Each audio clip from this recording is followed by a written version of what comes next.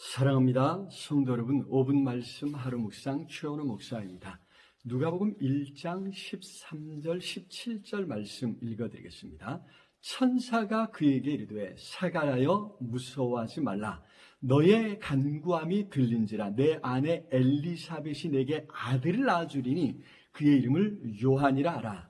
그가 또 엘리야의 심령과 능력으로 주 앞에 먼저 와서 아버지의 마음을 자식에게 거스리는 자를 의인의 슬기에 돌아오게 하고 주를 위하여 세운 백성을 준비하리라. 아멘.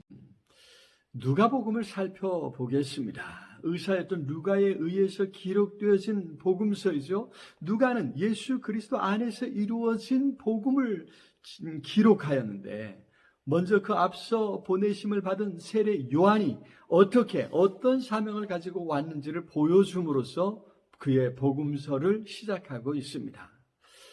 제사장 사가랴와 그의 부인 엘리사벳은 율법에 비추어 흠이 없는 사람이었습니다.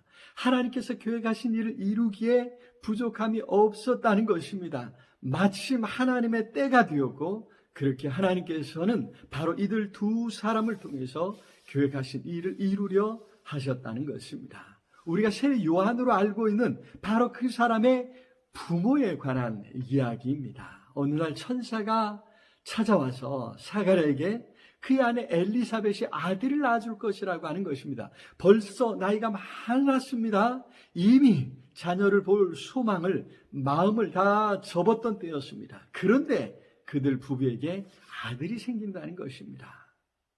자, 그 아들은 어떤 사람이 될까요? 어떤 삶을 살까요? 천사는 계속해서 이야기하죠. 그 아들이 엘리야의 심령과 능력으로 주 앞에 먼저 와서 주를 위하여 세운 백성을 준비하리라는 것입니다.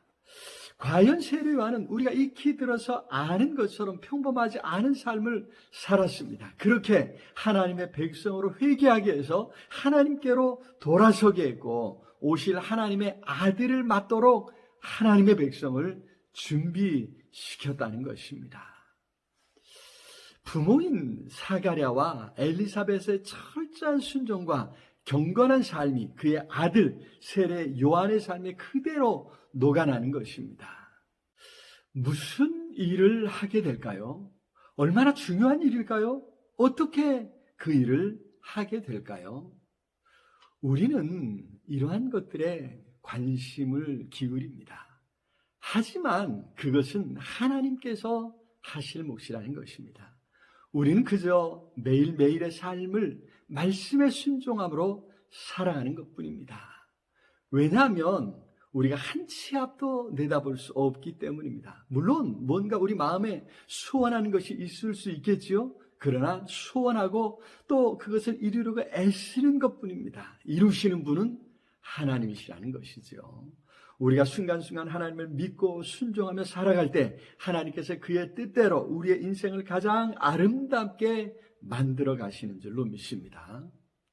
과연 이렇게 세례 요한이 준비한 길을 따라 예수 그리스도께서 세상에 오셨습니다. 그리하여 큰 구원을 이루신 것입니다. 온 인류를 구원하여 하나님의 자녀가 될 길을 열어주셨습니다.